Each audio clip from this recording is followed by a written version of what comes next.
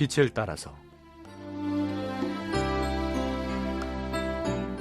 빛을 따라서 매주 화요일 이 시간에는 서대문교회 최종태 목사님께서 말씀 전하십니다.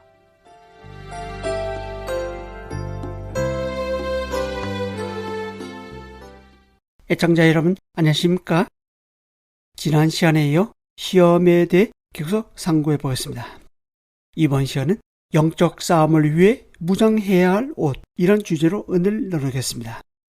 에베소서 6장 10절에서 15절입니다. 끝으로 너희가 주 안에서와 그 힘의 능력으로 강건해지고 마귀의 관계를 능히 대적하기 위하여 하나님의 전신갑주를 입어라. 우리의 씨름은 혈과 육을 상대하는 것이 아니요 통치자들과 권세들과 이 어둠의 세상 주관자들과 하늘에 있는 악의 영들을 상대함이라. 그러므로 하나님의 전신갑주를 취하라. 이는 악한 날에 너희가 능히 대적하고 모든 일을 행한 후에 서기 위함이라. 그런즉 서서 진리로 너희 허리띠를 띠고 의의 호신경을 붙이고 평안의 복음이 준비한 것으로 신을 신고. 우리가 여러 가지 시험을 당할 때 필요한 것은 무엇입니까? 네, 하나님의 능력입니다. 그렇다면 왜 지금 우리에게 하나님 능력이 필요합니까? 지난 시간에는 첫 번째 교훈으로 우리는 지금 전쟁터 한가운데 있기 때문이라고 말씀드렸습니다. 오늘은 두 번째 교훈입니다. 우리는 지금 방어할 준비가 되어 있지 않기 때문입니다. 11, 12절입니다. 마귀의 관계를 능히 대적하기 위하여 하나님의 전신갑주를 입어라. 우리의 씨름은 혈과 육을 상대하는 것이 아니요 통치자들과 권세들과 이 어둠의 세상 주관자들과 하늘에 있는 악의 영들을 상대함이라. 11절에서 마귀의 관계를 등이 대적하기 위해서 하나님의 전신갑주를 입으라고 명령합니다. 여기서 마귀는 모든 악마들의 머리로서 사단을 가리킵니다. 그리고 관계는 기술, 속임, 모략, 교활을 뜻합니다. 즉 사단은 성도들의 약점을 잘 파악하고 교활하게 여러 가지 속임수와 능숙한 기술로 공격해서 지명타를 입힙니다.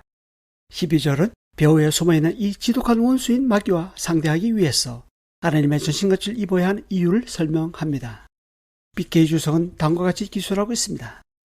그리스도인들은 사단을 공격하거나 그들에게 진격하지 않는다.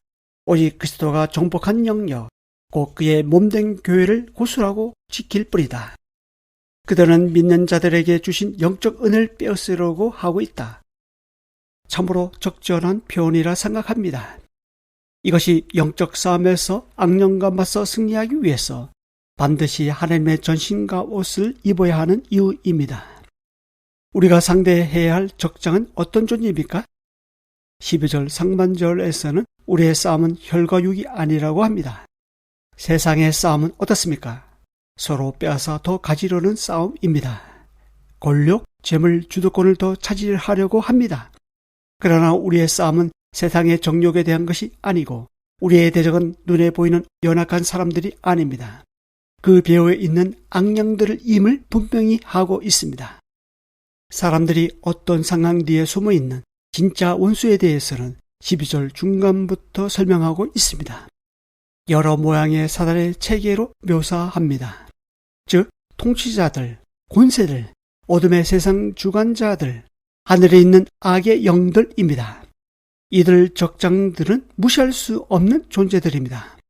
그들의 머리에는 모략과 관계가 있습니다. 그들에겐 지도력이 있습니다. 그들에겐 자원이 있습니다. 그래서 사단은 국가의 권력을 쥐고 통치해서 이 세상을 자신의 나라로 만들어 갑니다. 각종 매스컴과 서적, 인터넷이라는 도구를 통해 세상을 어둠으로 몰아갑니다. 외설물을 교양으로, 폭력을 스포츠로, 동성애를 하나의 축제로 포장하고 미화시킵니다. 새로운 유행과 문화라는 이름으로 하나님을 반역하고 자아를 숭배하게 해서 결국 자멸하게 합니다. 또한 사단 마귀는 어떤 존재입니까? 요한복음 8장 44절을 보면 그는 처음부터 살인한 자요, 거짓말쟁이요, 거짓의 아비라고 말씀하십니다. 요한복음 12장 31절에는 이 세상의 임금, 에베소서 2장 2절에는 공중의 권세 잡은 자로 나옵니다. 계시록 12장 9절에 보니까 옛뱀, 온천을 깨는 자로 나옵니다. 요한일서 2장 22절에는 적그리스도로 나옵니다. 자기 자신을 광명의 천사로 가장합니다. 이외에도 사단 마귀는 자기의 일꾼들을 의의 일꾼으로 가장합니다. 귀신들을 졸교로 부리고 있습니다. 사단은 저 멀리 에덴 동산 시절부터 하나님의 계획을 반대하여 거짓 교리를 지어냈습니다. 불신자들에 대해서는 그들의 마음을 완악하게 하여 마음의 눈을 멀게 합니다. 그래서 구원받는 일을 방해합니다. 성도에 대해서는 참소하고 교활하게 속여서 죄를 짓게 합니다. 그래서 관계를 깨뜨리고 하나님과 멀어지게 합니다. 이러한 사단의 관계는 전하의 명장 다윗도 바세와 가늠함으로 넘어지게 했습니다. 가라 유다의 마음에는 예수님을 팔려는 생각을 집어넣었습니다.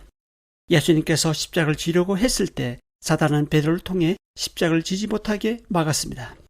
그러자 예수님은 사단아 내 뒤로 물러가라. 너는 나를 넘어지게 하는 자로다 라고 맞섰습니다.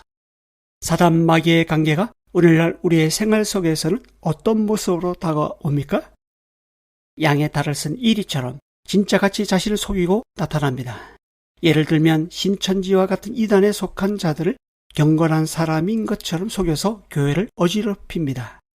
얼마 전 화제가 되었던 넷플릭스의 나는 신이다 라는 방송 프로그램을 보신 분들이 계실 것입니다. 사단의 정체를 잘 폭로하고 있습니다. 이뿐만 아니라 우리들의 생각 속에 악하고 음란한 생각을 넣어서 넘어지게 합니다. 특히 영적 지도자들을 넘어뜨려서 공동체를 와해시킵니다. 또 사람들의 관계에서 비롯되는 여러 가지 문제들을 뒤에서 조정합니다. 크고 작은 부부싸움이 나도록 부추깁니다. 부모와 자식 간의 관계에도 참견합니다. 고용인과 피고용인 간의 분쟁도 마찬가지입니다. 물론 내 자신이 잘못해놓고 사단에게 책임을 떠넘기는 것은 피해야 합니다. 하지만 사단 마귀는 어느새 관계의 틈 사이로 들어와 갈등의 불을 지핍니다. 이외에도 우리를 낙심케 하는 마귀의 일이 얼마나 많습니까? 이렇게 사단 마귀는 우리의 생활 속에서 우는 사자같이 활동합니다. 사단은 우리의 힘으로는 도저히 상대할 수 없는 존재임에 틀림없습니다. 이러한 사단의 관계에 대항할 준비가 되어 있지 않기 때문에 하나님의 능력이 필요합니다. 영적 전쟁에서 이기기 위해 우리는 반드시 적보다 나은 전신갑주로 무장할 필요가 있습니다. 야고보서 4장 7절은 이렇게 전합니다. 그런즉 너희는 하나님께 복종할지어다. 마귀를 대적하라. 그리하면 너희를 피하리라. 성령은 우리의 사랑관이신 하나님께 복종하는 자를 향해 마귀를 대적하라고 명령합니다. 왜냐하면 전신갑주로 무장하고 하나님께 순복하면 하나님의 능력이 내 능력이 되기 때문입니다. 그러면 마귀가 피한다고 말씀합니다. 마귀는 우리가 무서워서 피하는 것이 아닙니다. 하나님이 두려워서 피합니다. 이 방송을 듣고 계신 애청자 여러분, 우리가 상대해야 할 대적들은 우리보다 강하지만 하나님의 능력이 우리를 보호합니다. 전능하신 하나님께서 지혜와 지략, 자원을 공급해 주시고 마귀를 대적하라고 하십니다. 한 주 동안 하나님의 능력을 의지함으로 이미 정치한 승리를 다시 한번 맛보는 은혜가 있기를 바랍니다.